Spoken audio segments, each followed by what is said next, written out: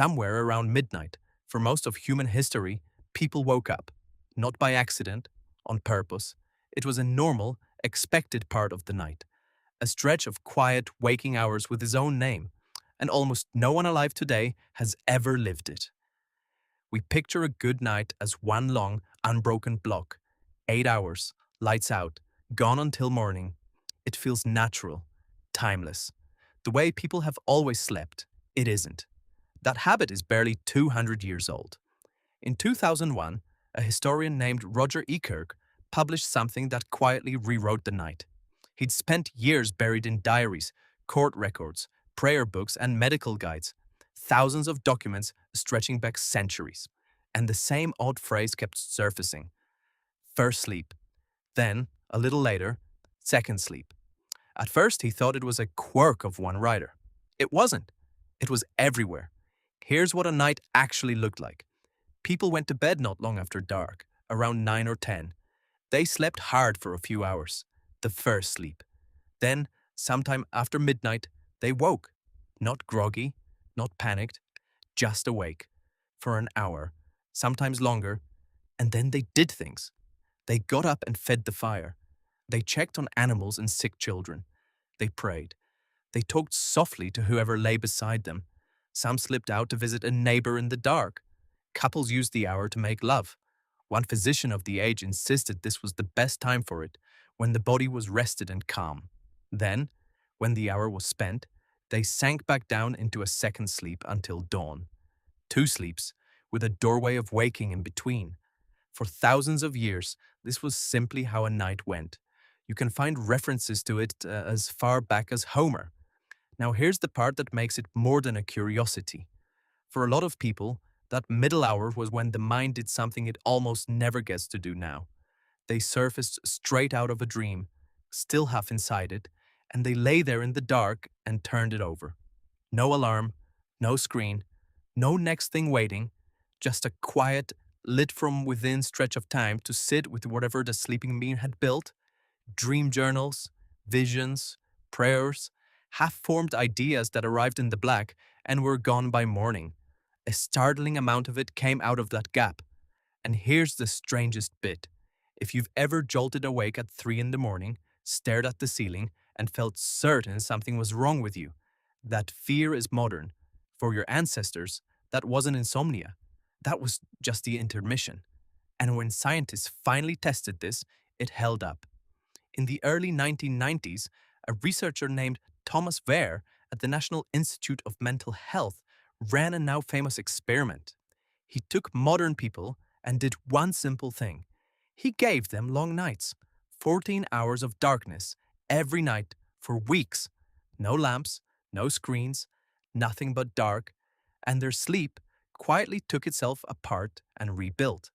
Within a few weeks, most of them stopped sleeping in one block. They drifted into 2, a first sleep, a window of calm wakefulness, then a second sleep. The exact shape from all those old diaries. Their bodies still knew the pattern.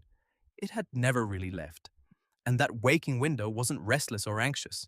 Their hormones shifted into something closer to gentle meditation. Calm, reflective, unhurried. A quiet the modern world mostly engineers out of existence.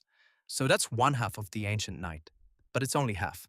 Because before anyone lay down for that first sleep, there were the firelit hours. And that is where this gets genuinely strange. Think about what fire actually did. It didn't just cook food or hold back predators. It stole time back from the dark. It carved a warm, glowing pocket out of the end of every single day. A few hours that couldn't be spent hunting or gathering or hauling because you simply couldn't see well enough to do them. So what did people do with all that time? For a long while, that was guesswork. Then, in 2014, an anthropologist named Polly Wiessner at the University of Utah did something clever.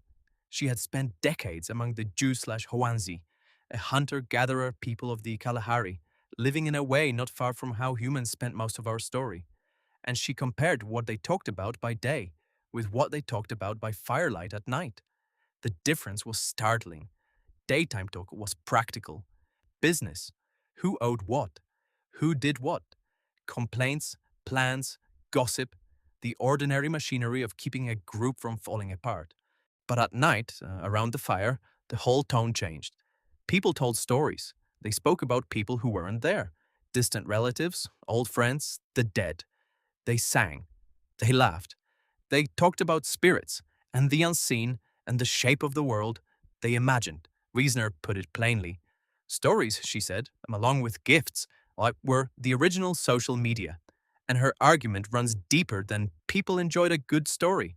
She suggests the firelit window itself, that protected nightly hour, may be where a huge part of what we call culture was actually born. Myth, religion, the ability to hold a person you can't see, or a world that doesn't exist, alive in your head. The habit of stepping out of your own life and into someone else's.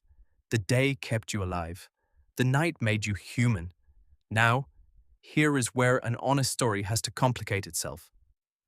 Because in 2015, another study pushed back. A team led by Jerome Siegel looked closely at 3 groups of hunter-gatherers living today, without electricity, near the equator. And those groups did not do the midnight waking, two-sleep thing at all. They mostly slept in a single stretch. Like us, for nearly all of human history, night was long. It was genuinely, completely dark. It was shared. Bodies pressed close against the cold and the black. And it was awake in a way ours almost never is. People didn't just switch off and wait for the sun. They dreamed inside the night and remembered the dreams. They talked inside it and built entire worlds out of the talking. They woke inside it, on purpose, and were handed an hour that belonged to no one but themselves. The night was an empty time. It was a second life, running quietly alongside the first, and then we lit it. Now the sun goes down and almost nothing changes. The lights stay on. The screen keeps the day running long past midnight. We fall asleep to a glow and wake up to a glow, and the real dark never quite arrives. We got something for that. Of course we did, but we lost something too, so slowly that no one noticed it leaving. We lost the second sleep. We lost the fire and the stories that only ever came out around it. And we lost that strange, nameless hour in the middle of the dark, the one our ancestors woke into for thousands of years and simply lay in, thinking while the rest of the world slept. They had a whole part of the night that we don't, and most of us will live our entire lives without ever once meeting it.